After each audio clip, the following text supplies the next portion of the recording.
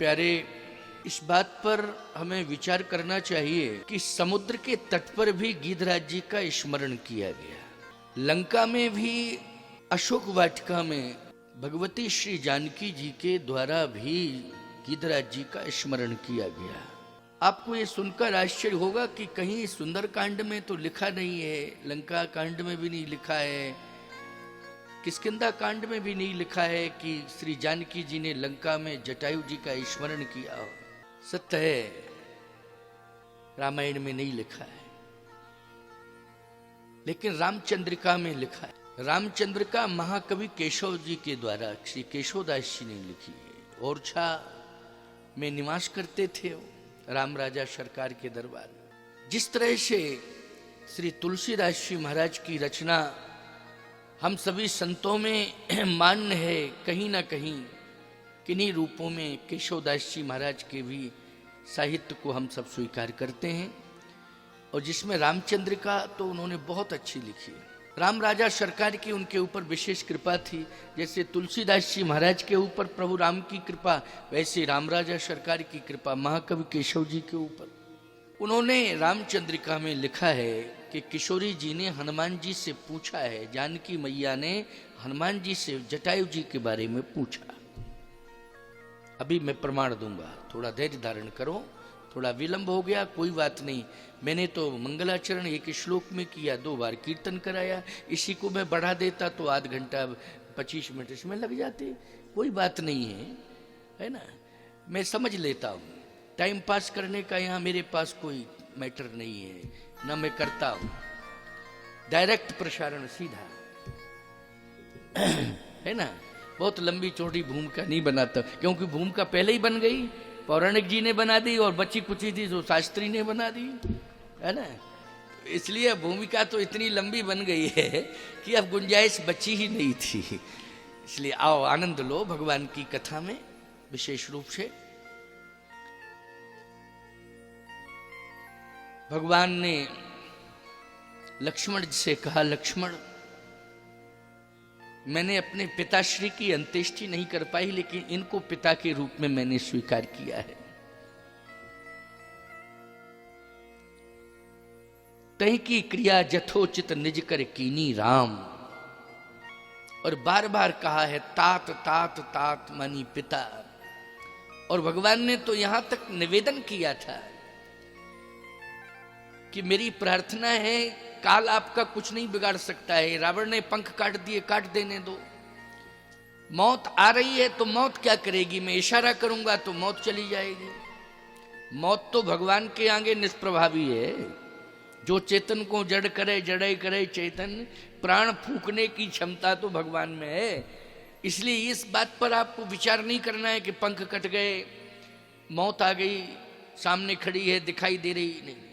आप तो मेरे लिए जिंदा रहे। मोरे जान तात कछुक दिन जीजे, लीजिए आप सुवन सेवा सुख, मोहि पितु को सुख दीजे। लीजिए आप सुवन सेवा सुख, मैं पुत्र बनकर के आपकी सेवा करूंगा। आपको मैं पिता के रूप में स्वीकार कर चुका हूं। मेरे हाथों से आप सेवा स्वीकार करें। मैं अपने हाथों से आपकी सेवा करना चाहता हूं और पुत्र बन के सेवा करना चाहता हूं। बोलो कर्म में कितनी बड़ी ताकत है। जहां परमात्मा स्वयं सेवा करने के लिए तत्पर है, प्रार्थना कर रहा है, निवेदन कर रहा है, मैं सेवा करने के लिए तत्पर हूं। अच्छा काम करके तो देखो, अपने आप अनुभव हो जाएगा, अनुभूति होगी कि नहीं नहीं अच्छे कर्म का परिणाम अच्छा ही है। गिद्धराज जी ने कहा नहीं नहीं, मेरी भी अपनी इच्छा है, मेरी इच्छा है कि अब मैं जाना चाहता हूं। तो भगवान ने फिर एक निवेदन किया, क्या कि मेरे पिता को तो केवल स्वर्ग का अधिकार मिला, लेकिन मैं आपको डबल अधिकार दे रहा हूं। आप स्वर्ग जाने में भी स्वतंत्र हैं और वैकुंठ जाने में भी स्वतंत्र हैं आप, क्योंकि भगवत स्वरूप गीत दे तज धर हरि रूपा, भगवत स्वरूप हो गया ना, भगवान बन गया तो भगवान की सत्ता सर्वत्र है। क्यों? चाहे मृत्यु लोक में जावे, चाहे देवलोक में जावे, चाहे वैकुंठ में जावे, उसे कौन रोक सकता है? भगवान ने कहा कि आप स्वतंत्र हैं, कहीं भी जा सकते हैं, आपकी सत्ता स्वतंत्र है। लेकिन मेरी एक प्रार्थना है आपसे, वैसे तो आप वैकुंठ जा रहे हैं और जहां मैं बैठता हूं वही आसन बैठने का आपको प्राप्त होगा, लेकिन आपसे मेरी प्रार्थना है कि आप कहीं स्वर्ग में पहुंच गए, इच्छा हुई आपकी, तो वहां मेरे पिताश्री मिलेंगे महाराज दशरथ, तो आप सीताहरण की गाथा मेरे पिताजी को मत सुनाना। ये दोहा रामायण में है, मेरे पिताजी को सीताहरण की गाथा मत सुनाना, क्योंकि आप स्वतंत्र हैं, आप स्वर्ग भी जा सकते हैं, कोई नहीं रोक सकता है आपको। वैकुंठ आपके लिए, स्वर्ग आपके लिए, सर्वत्र आपका प्रभाव है। जिस तरह से मेरा प्रभाव है सर्वत्र, वैसा ही आपका प्रभाव है। आपकी इच्छा है इसलिए मैं आपको भेज रहा हूं, वरना मैं तो सेवा करना चाहता था, यही मृत्युलोक में सेवा करना चाहता था आपकी। लेकिन सीता हरण तात जन, इसमें लोग शंका करते हैं कि यहां लिखा तन तात जाओ मम धामा, तो मम धामा मानी तो हुआ वैकुंठ, लेकिन सीता हरण तात जन कहो पिता सन जाए, जो मैं राम तकुल सहित कहे दशानन आए। तो दशरथ जी महाराज तो राम राम कहे राम, कहे राम राम कहे राम, तन पर हरि रघुवर विरह राव गए सुरधाम। तो गीधराज जटायु सुरधाम गए कि हरिधाम गए, इसमें शंका की आवश्यकता नहीं है। वो सर्व स्वतंत्र हैं, कहीं भी जा सकते हैं, उनकी इच्छा पर डिपेंड, कोई उन्हें रोक नहीं सकता है।